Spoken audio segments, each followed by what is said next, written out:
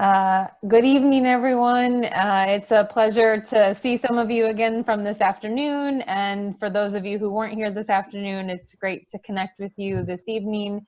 I'm going to share my screen in a moment, but I did also drop a link into the chat for a PDF of the material. So I've been working at the Scholarship Foundation for almost 13 years and doing these workshops for like 10. And I'm so used to being able to put something physically in your hands when I'm having these conversations that it's a little strange for me to be talking with you without you having access to these materials. So I thought it might be preferable to drop the link in so you could pull it up in case that was useful for you. So I'm going to ask too, if you've got questions while I'm speaking, maybe drop them into the chat, and Alexandria, you can let me know and I'll pause, because I definitely don't want things to be more confusing than when we started. And I would also just say that this is the start of our relationship. So if you've got questions next week or next month or next year, you may certainly contact me or the Scholarship Foundation. We would be happy to do what we can. And then my final disclaimer, I'm wearing my headphones, but on the off chance that my toddlers arrive home in the middle of the call and you hear screaming in the background, I apologize. They've been gone all afternoon. So with that, I'm going to share my screen and we're gonna talk FAFSA for a little bit. Teresa, can you drop the link again? Oh, sure thing.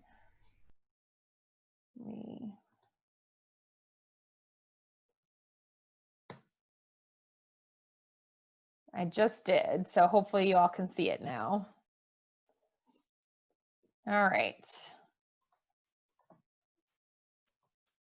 All right, so we're going to talk about the FAFSA this evening, which is the free application for federal student aid.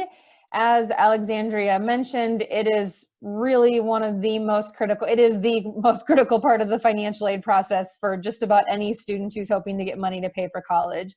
And so this evening, we're going to kind of walk through what it is, why it's important, and how to fill it out. And I'll try to touch on as many unique circumstances as I can. So my objectives for our time together this evening are for you to be able to understand the acronyms and jargon associated with the FAFSA. So for better or for worse, there are lots of them, and we want you to understand what a financial aid office is telling you or what your counselor is saying when you hear some of these terms thrown around. We're going to talk about how, when, and why to file the FAFSA. We're also going to talk about the correct FAFSA website. So the Department of Education has done a good job of getting rid of some of the incorrect websites, but we want to be sure that you go to the correct one. We're going to talk a little bit about more common scenarios that crop up when it comes to filing the FAFSA, such as some unique family and financial circumstances that are not accounted for necessarily on the form, but will be, we'll talk about some of the steps that you can take if you need to outside of filing the FAFSA. We'll talk a little bit about what information and documents you need to have with you when you sit down to fill out the form. And then we're also going to talk about dependency questions. So we talked a little bit this afternoon for those who were on the financial aid call that there's a difference between a dependent student and an independent student. And so we'll talk about the difference there and then how to determine whether or not the student's dependent or independent. All right, so acronyms and jargon. So these are some of the big ones that you'll hear when it comes to applying for financial aid and the FAFSA in particular. So what is the FAFSA? Again, it stands for the Free Application for Federal Student Aid, but what the heck does that mean? It is an application. It's a form.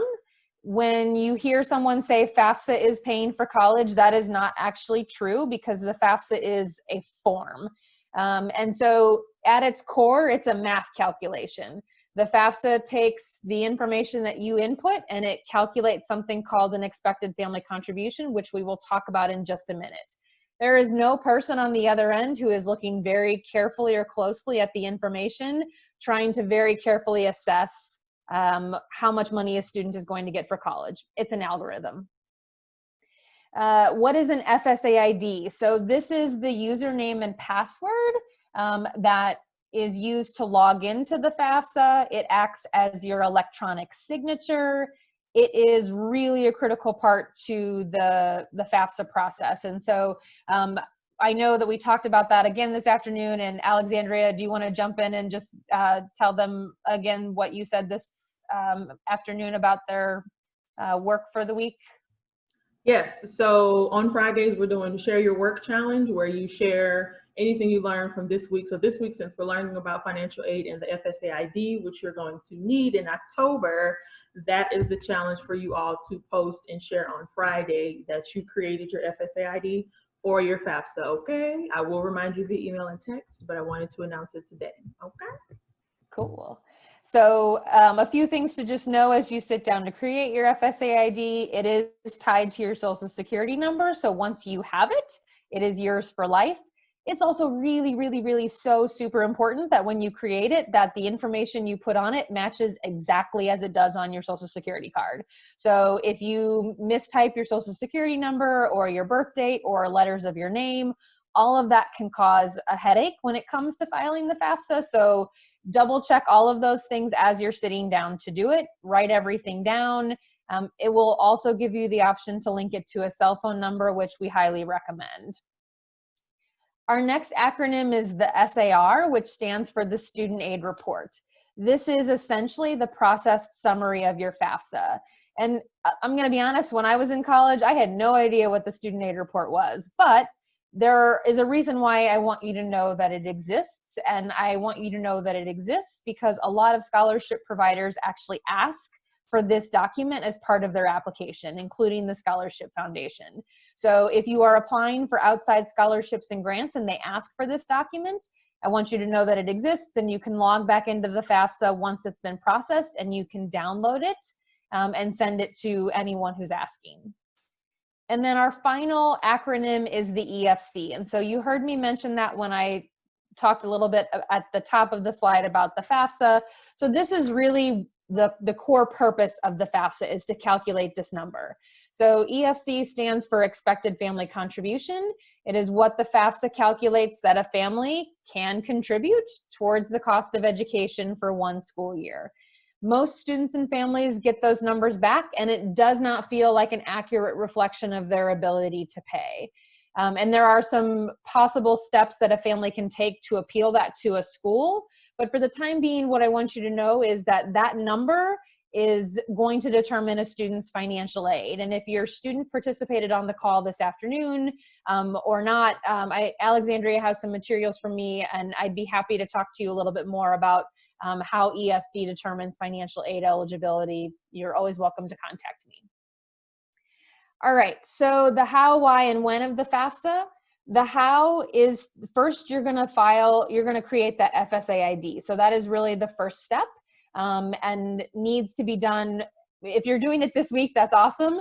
But I would recommend that you do it no later than about a week before you're planning to do the FAFSA. And so the why is that this is really the gateway to paying for college.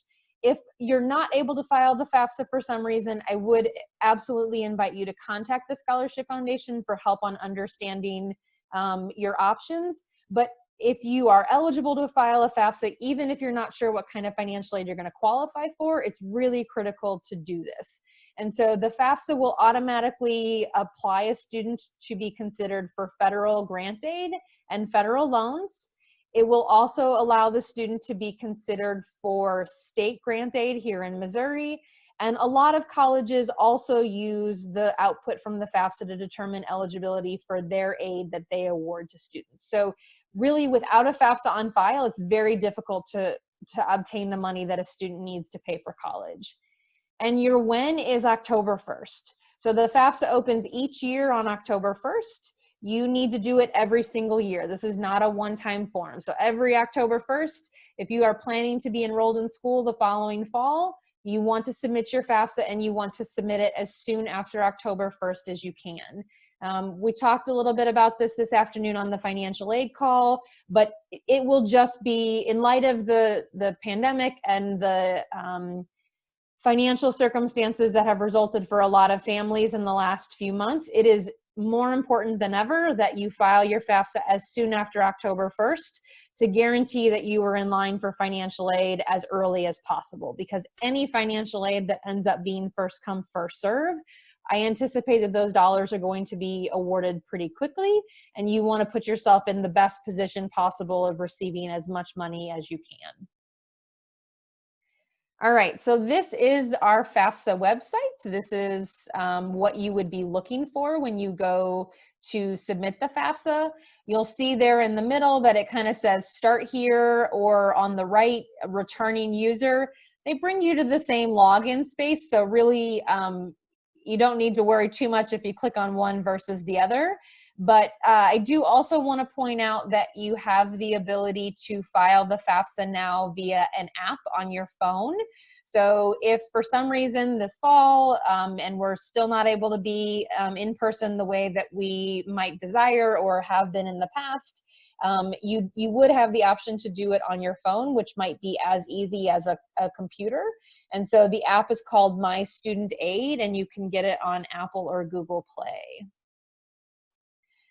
All right, so when you go to log into the FAFSA, it's going to give you the option to log in as the student or as the parent, or you'll see here the preparer. A preparer would be someone you paid to do the FAFSA, so there should never really be a preparer logging in. Most of the times it's the student, and then there are moments when the parent is logging in, and you're going to log in with the Federal Student Aid ID. So you'll see here where it says I am the student, and they ask for the student's username or email address or their password. That's how the student is going to log in. In the event that I'm the parent or preparer logging in, then the first thing I'm actually going to do is enter my student's name, full first and last legal name, their social security number, and their birth date. And then I'm going to be asked to enter the parent's FSA ID, and then I will be connected with my student's FAFSA. These screenshots, some of these are a little out of date in terms of the year, but when you arrived at this particular point in the FAFSA this fall, so for those of you who are rising seniors, you will be filing the 2021-22 FAFSA, and that will be available again starting October 1st of 2020. And you will be given an option on October 1st to fill out that 21-22 FAFSA. You will then be asked to create a save key, and the save key is a temporary password. So if you log in on October 1st and you sit down and you complete the FAFSA from start to finish and submit it, you will not need to remember that save key. But if you start it and you have to stop and save it because you need to gather some more information or you run out of time, you will need that save key to get back into a saved form. There is an option for you to read through some sort of like frequently asked questions. It's not necessary for you to read them, and if you elect to move forward, you would just click next at the bottom of the page. Assuming the student has created their Federal Student Aid ID and logged into the FAFSA with that ID, a lot of the first 2 to 3 pages where it asks for student demographics is going to be pre-filled for you. So it would save you some of the work, which is one of the reasons why we encourage you to create that FSA ID with plenty of advance time before you sit down to do the FAFSA. Address and email address will come over, I believe. And then it's going to ask how long you've lived. If you've lived in Missouri for at least 5 years, substitute a different state if for some reason you're not here in Missouri. And part of this is about determining state aid eligibility in some states. So there are a couple questions here that I just want to point out. So the FAFSA does ask about the student's biological sex, and the reason why they ask about that is because male students are required to be registered with the Selective Service once they turn age 18. That Selective Service requirement is, at least as of right now, in place for federal student aid eligibility as well. So in the event that you are a male student and you answer that question, there will be an additional question that asks whether or not you are registered for the Selective Service. If you are not yet 18, it's okay to say no, but know that when you turn 18, you must complete that Selective Service registration in order to maintain eligibility for federal student aid.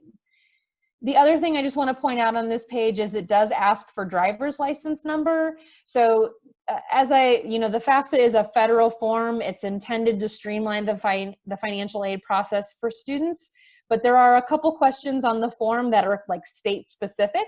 So there are a handful of states that need this information for state aid eligibility. Missouri is not one of them. So if you get to this point and you don't have a driver's license or you don't have it with you, just feel pretty comfortable leaving those questions blank and move on to the next page. Students, the FAFSA will ask you about your marital status, and the reason why is one of the first ways they determine whether or not you are a dependent or an independent student, which is basically whether or not you need parent information on the FAFSA. So the next question is going to be about citizenship, and then you will see that selective service question, again, depending on whether or not you are male or female.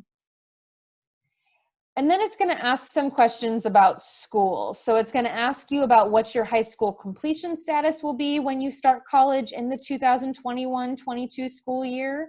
And then it's going to ask you about your grade level as well. So I want to pause here and just point out that even if you are a high school senior who has taken AP or dual enrollment classes, if you've taken any kind of early college credits, or even I know some students are able to graduate with an associate's degree through some of the programming at their high school, I would still recommend that you put never attended college first year. And there are a couple reasons why.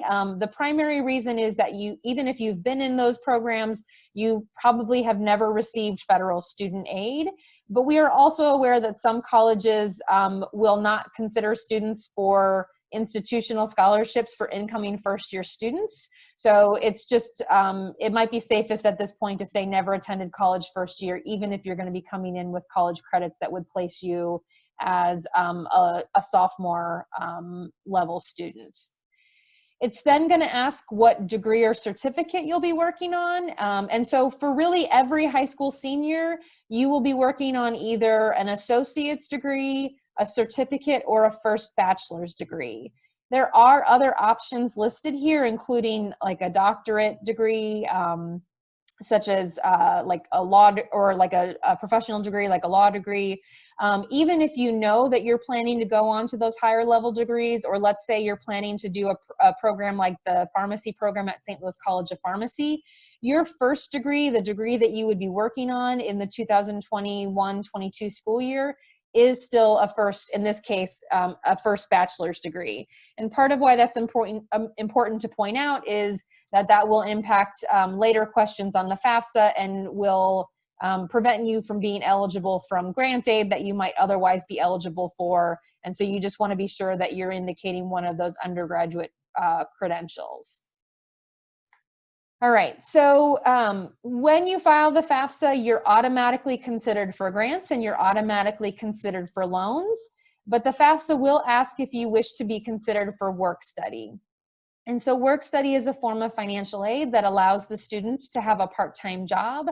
Those jobs are almost always on campus, and so the financial aid comes to the student in the form of a paycheck. My strong recommendation when you get to this question on the FAFSA is to say that yes, you are interested in being considered, because you can always turn down a federal work study award later if you decide that you don't need it or want it. But if you say no, they won't consider you for it. And then you may wish that you had the ability to take advantage of that program at a later date. So there's my encouraging word for yes. The FAFSA will ask you about the highest level of school completed by parent 1 and parent 2. So for purposes of the FAFSA, when the student sits down, the parent who's listed on the FAFSA is the biological parent or parents with whom the student lives, or the custodial parent. In this particular question, it is asking specifically about both biological parents.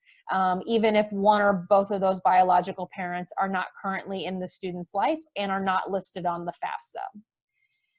The next page is about school selection. So this is where we enter the student's high school. So there's a couple things to point out here. So you're going to be asked the name of your high school, the city where your high school is located, and the state. And then instead of hitting next in the bottom right-hand corner here, you're going to click search. And then once you've clicked search, you should be able to locate your high school, and you'll see here that it says like application was successfully saved. There are a couple of reasons for doing this. And one of the big ones is that this allows school counselors to be able to track which students have filed their FAFSA and follow up with students who may have an error or a missing signature. And so ultimately it just offers a little bit of better clarity to the schools as they're trying to help students. And it may prevent any confusion from the college about whether or not a student has graduated from an actual high school. All right, so at this point, the student will be invited to list the colleges that they would like to receive the information. You have to list at least one college, but you may list up to 10. And so the student would need to search for those schools and list them. It does not matter what order you list the schools in, and you can list colleges that you haven't yet applied to, because of course, if we're doing this in October, it is possible that you may not have finished all of your admissions applications. So our recommendation would be to list all of the schools that a student has already applied to and any that they plan to apply to. And especially again, in light of the circumstances that we are living through right now, it would be wise to include a school that is like a backup institution. So whether that's a nearby public school such as UMSL or the nearest community college such as Jeffco or St. Louis Community College, you want to be sure that you've got those options listed on there so that in the event that you need to make a change to them at a later date, that you've already done your FAFSA and listed those institutions. That being said, you can come back in and add more or change them down the road. So if you list 4 and then in 2 months after you've submitted your FAFSA realize that you want to apply to a new school, it is not too late to come back in and add them on the FAFSA.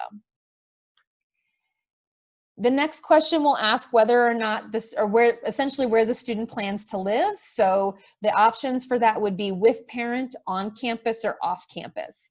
And the primary reason for asking this question is to help determine the budget for the financial aid office so that they know how much financial aid a student needs, how much the student's anticipated cost is, so that they can help determine how much financial aid the student needs to have in order to afford to come to the school. Because of course, it is cheaper to live at home with a parent than it would be to live on campus at a school. I also want to point out, so here in the bottom where it says view college info, if you were to click on that, you would be able to see some additional information about the colleges that you've listed. And this information is updated fairly regularly by the Department of Education. There's lots of really helpful information here, and none of this information should be used by itself to make a decision about where a student goes to school.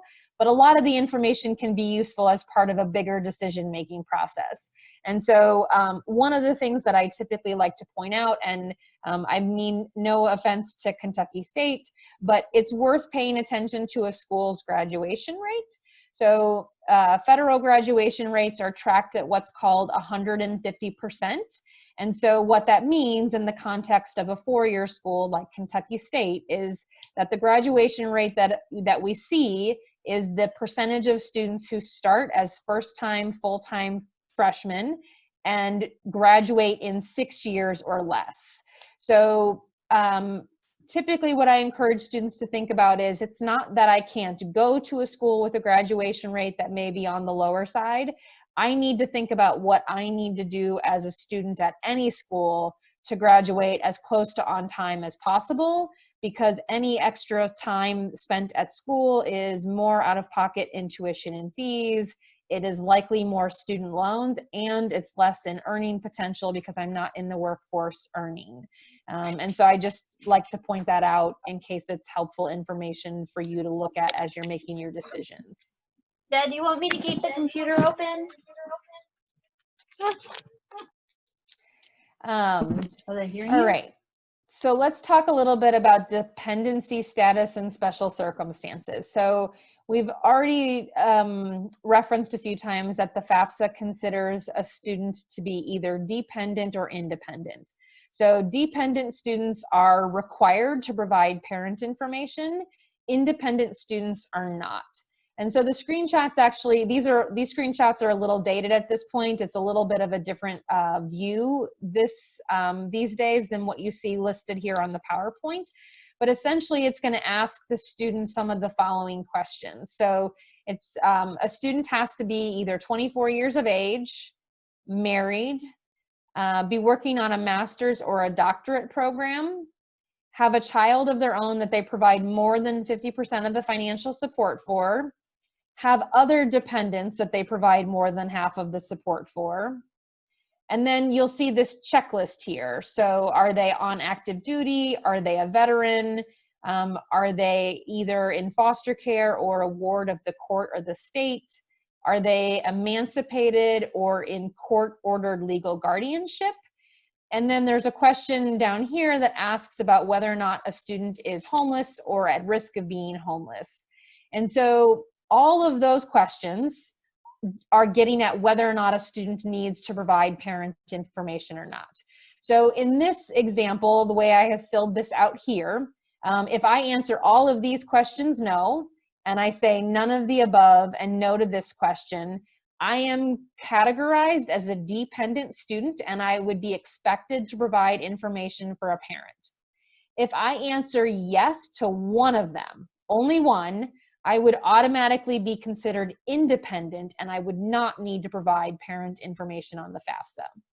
Now, because I work with students every year who are going to answer all of these questions no, they fit the definition of a dependent student, and for one reason or another cannot get parent information, I usually walk us through what special circumstances would look like. So on the next page, any dependent student is going to see this. And for the vast majority of high school seniors, they're probably going to say, I will provide information about my parents, and they're going to go on to the parent demographic pages, which we'll get to in just a minute. But there are some students every year who are unable to provide information about their parents. So students who click on that and then indicate next are going to see a series of slides that many other students do not see. And so these students are going to be asked whether or not they have special circumstances that would apply for a process called dependency override.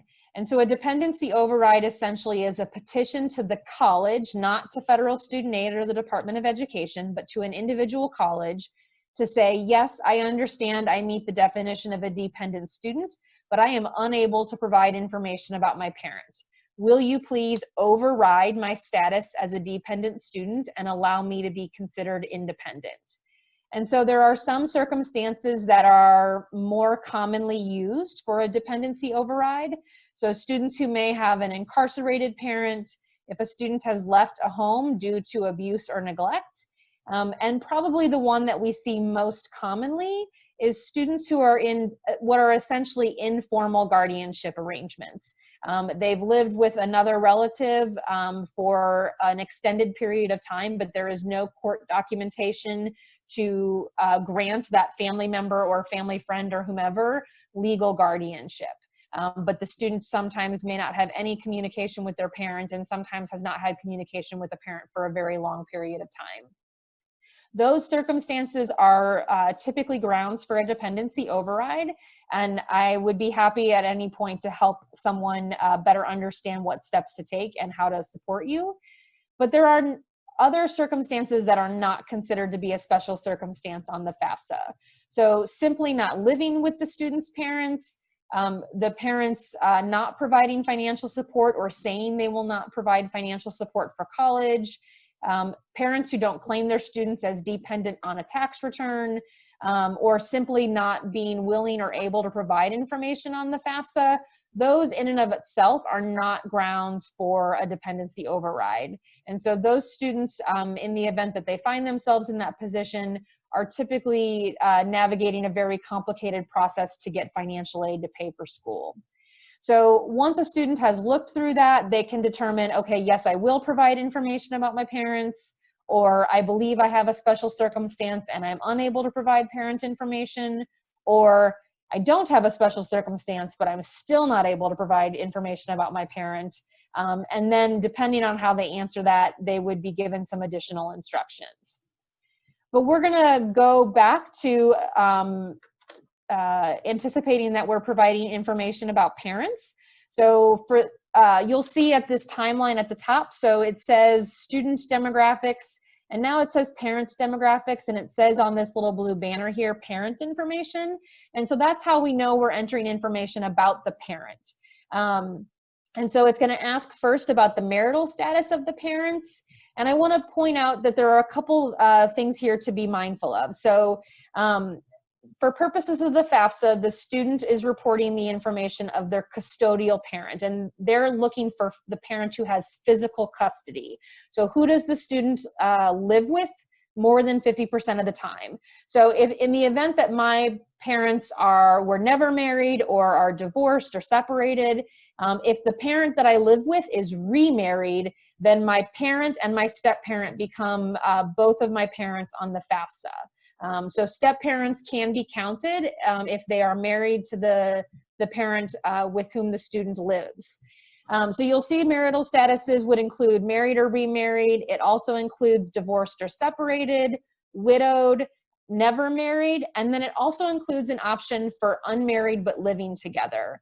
And so that particular marital status, I just want to point out, is really only to be used in the event that the student lives in one household with both biological parents. In that particular scenario, it does not matter what the marital status is. If the student lives under that one roof with both biological parents, both parents' information has to be provided. It's then going to ask about the parents' like the date of that marital status happening. So, you know, if the parent was never married, it won't ask that. But in the event of a marriage, a remarriage, separation, divorce, widow, it's going to ask for the month and the year of that. It's then going to ask for the demographic information for parent 1 and for parent 2. So it's going to ask about social security number, legal last name, first initial, and the date of birth. And then I believe on one of the parents, it also asks for the email address.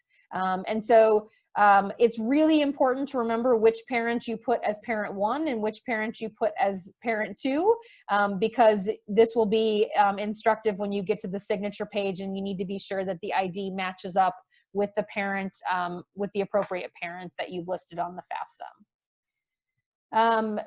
So parent email and state information, and then it's going to ask about household. So the household, the number of people in the household, the number of people in the household who are going to be enrolled in college is a key part of the calculation for the expected family contribution. So it's going to automatically fill in the number of parents, depending on whether or not it's a 1-parent or a 2-parent household. It's going to automatically fill in the student. And then it's going to ask if there are other children of the parent or parents who the parents provide more than half of the support for or will in the coming school year, and if that other child would answer no to every dependency question on the FAFSA. It is also true that in some households, parents are providing more than half of the support for other people. So we are aware of multi-generational households where the parent's parent is living with them and they're providing more than half of the support. And if they are providing more than half of the support and will continue to do so, it would also be appropriate to include those individuals in this box to calculate the total number of people in the household. And then down here, it's going to ask about the number of people in the household who are going to be enrolled in college. Students, this is your FAFSA, so when you get to this question, make sure that you include yourself. Even if you're not in college yet, you are applying to receive financial aid for college, so the assumption is there will be at least one person in the household in college. All right, so now we're gonna get into the tax piece where they're asking about the financial information. So a couple sort of notes right off the top. I know that the IRS has extended the tax filing deadline for 2019. If for some reason you have not yet filed 2019 taxes, it would be in your best interest to get them done as soon as you can. The IRS is pretty significantly delayed with lots of things right now, and it could impact your FAFSA filing in October if you have not yet submitted your taxes. It will make this IRS data retrieval tool process a little bit more difficult, and I'll talk about that in just a minute.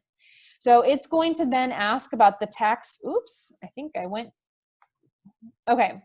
It's going to ask about the parents, whether or not the parents filed taxes for 2019, because that's the tax year we will be using when we file for the 2021-22 FAFSA. All these years are starting to run together in my head. So it's going to ask you about 2019 taxes. There is an option for not going to file. So in the event that the parent or parents are not required to file federal taxes, they would just say not going to file, and that's fine. They're then going to ask about the tax filing status, and for many tax filing statuses, you will then be given the option to use this link to IRS. And the IRS data retrieval tool essentially does an automatic data transfer of your tax information from the IRS into the FAFSA. And I promise that it is the easiest way to enter your tax information. It can certainly be done manually, but it is a little bit more cumbersome and it takes longer. So it would be my recommendation to try to use the data retrieval tool if it is offered to you. And so if you elect to try to use it, it's going to ask which parent you are, and then it's going to ask for the username and password. So again, because those FSA IDs are tied to your Social Security number, that is part of how they connect with the Social Security Administration, with the IRS, to be able to identify and locate your tax return and transfer that information from the IRS into the FAFSA. So that's part of how this all connects together. The IRS data retrieval tool, again, is really just an automatic transfer of processed information. I don't understand technology. It's encrypted, so no one can see that information as it's being transferred. We can't even see it once it comes back into the FAFSA. It just says electronically transferred from the IRS. And the financial aid offices on their end somehow are able to tell what has been transferred from the IRS and what has been manually entered.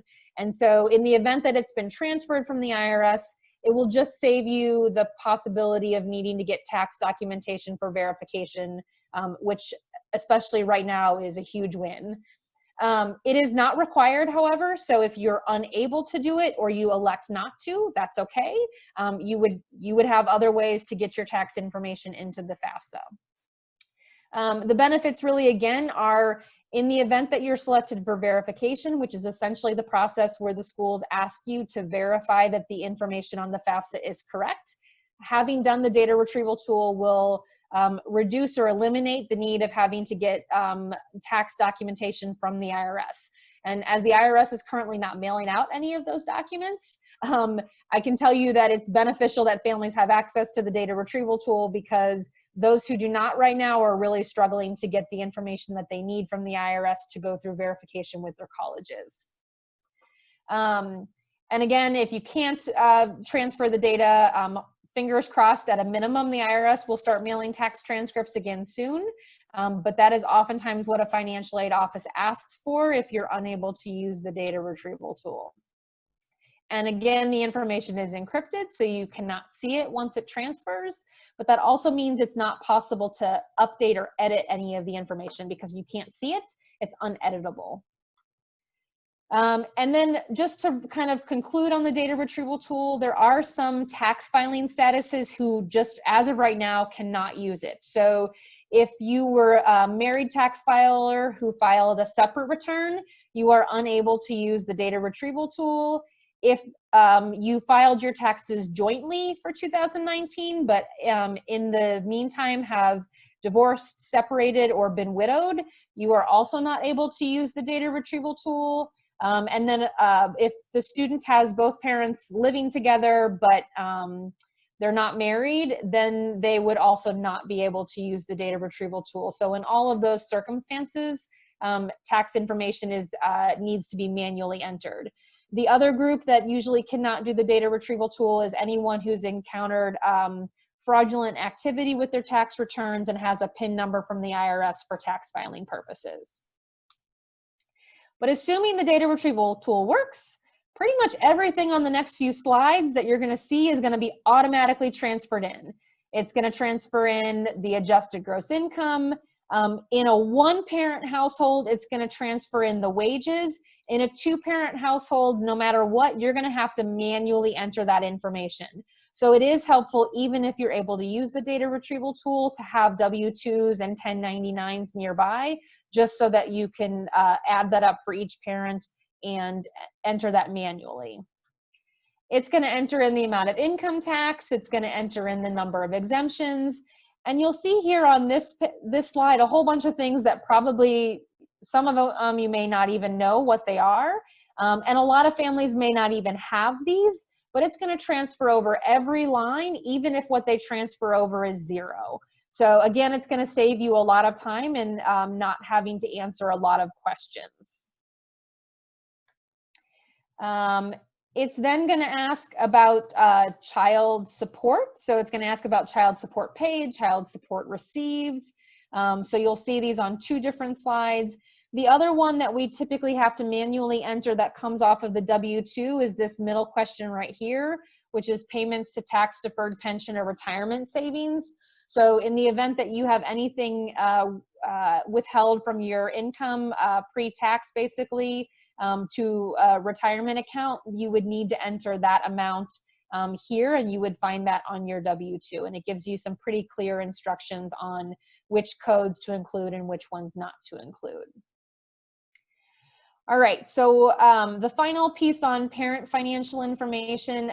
So this question is what we call dynamic. The wording of the question and this dollar amount that you see here change depending on the parent's marital status, the age of the older parent, as well as the income in the household. And so in this particular example, it says, as of today, does the total amount of your parent's current assets exceed $32,600? For purposes of the FAFSA, assets would be the balance of any cash, saving, or checking accounts in the parent's name. It would also be the net worth of investments, but here's what it does not include. It does not include your home, but it also very specifically does not include anything that is retirement. So parents, your 401ks, 403bs, IRAs, pensions, all of those are excluded because they are retirement accounts. The investments that are included would be the balance, like the net worth of stocks, bonds, mutual funds, CDs. If you have 529s, the 529s would also be included. And then the last question on this page is about businesses or investment farms. Again, if you have a small family business with 100 or fewer full-time employees, it is not considered an asset on the FAFSA and you would not include it. So in some cases, you're going to take a look at this and you're going to say, okay, no, I actually don't have assets that exceed that amount. And you're going to move on to the next page. So I'm going to run through these next couple slides pretty quickly because these are a lot of the exact same questions that we've just looked at, but you'll see that the banner has changed. This is now asking about student information. And so I do want to point out that this trips up families sometimes because it goes from student information to parent information and then back to student information. And what I see happen is well-meaning families accidentally report parents' income information twice, which will greatly increase the EFC because there's greater weight in the calculation for any student income and assets. So just be really careful that you're paying attention to when it says student versus parent, but then it's going to ask all of the same income questions of the student that it just asked of the parent. Did they file a tax return? How much did they earn from working? It's going to ask some of those same questions, which for the vast majority of high school seniors are going to be zero. They're not receiving child support. They're not paying child support. They don't have payments to tax deferred retirement accounts. They're not getting workers' compensation or disability or anything like that. So most of these are going to be zero for the vast majority of students. A lot of students, I don't have that screenshot, but a lot of students will then still have to enter information about their asset information. So the balance of cash, savings, and checking accounts, the balance of any investments. And again, these would be the balances in their name, not the parent's name. And then in the event that they happen to have a business with more than 100 employees, that would be on that page as well. So this question says, are you a preparer? And that would be the piece asking about a paid FAFSA filer. So really this question should always be no, because hopefully you're not paying anyone to do the FAFSA for you. And then you get to the signature page. So you'll see here that it asks for the student signature and the parent signature. You will enter those federal student aid IDs, that username and password, as the electronic signature. Ooh, okay, so just a few more sort of like frequently asked questions. So I know I addressed it at one point, but I think we might have had a few other folks join, and I just want to be sure I'm clear. In the event that the parents are divorced or are separated or were never married, the student needs to use the parent who has physical custody.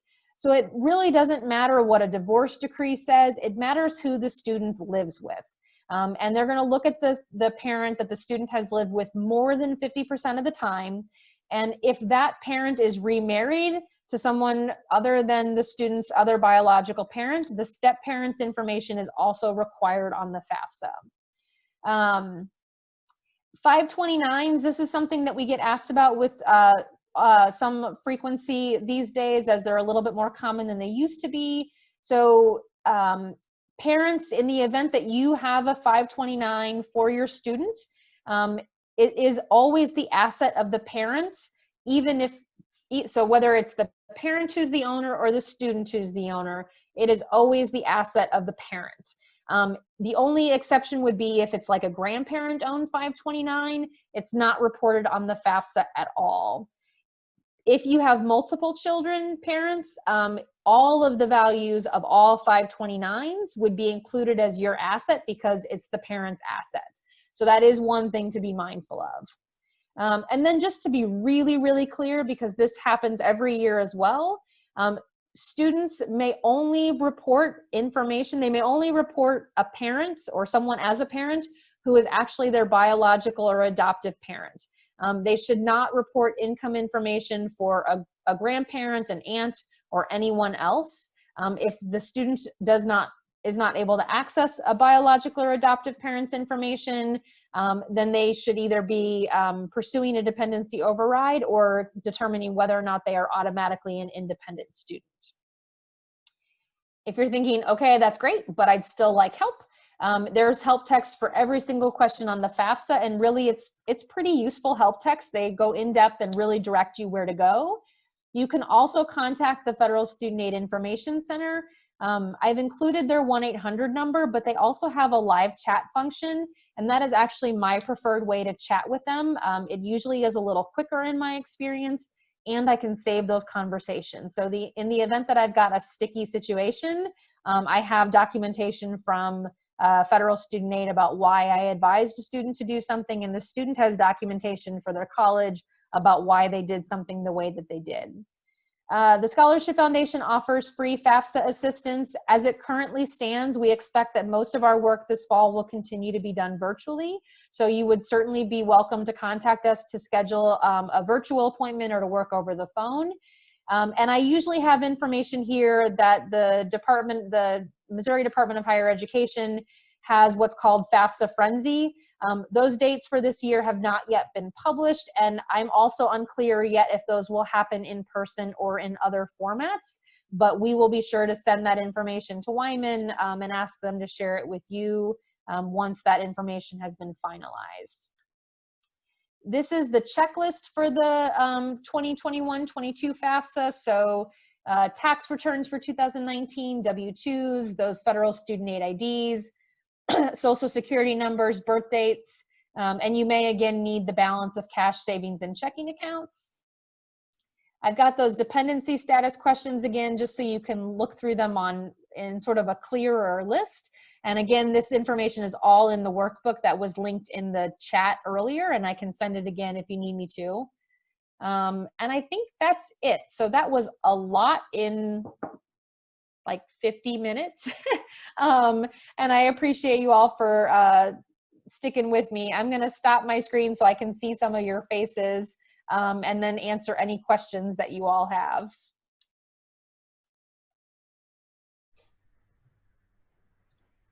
I know it's a lot. And I guess the the FAFSA is a really important part of the process. Please don't be overwhelmed by it. You may have heard at some point people say it's hard, it's complicated. It's not. There are certainly some things that are confusing, but there have been significant efforts to simplify and streamline. And if you've got a more complicated circumstance, there are lots of people who really want to help you navigate it. So please let us know what we can do to support you. Yes, the Scholarship Foundation is super helpful with FAFSAs, and we also are kind of FAFSA experts as well at Wyman, so we're definitely here to work it out. I agree, it's not that hard, it just can get tedious if you need certain things, so it's really not that hard. And we, depending on what the fall looks like and if the world wants to sink or swim, we will be hosting, senior nights and things to help you all walk through FAFSA, but if not, we definitely will still be back here virtually to walk each and every one of you through it so that we can get it done. Yep.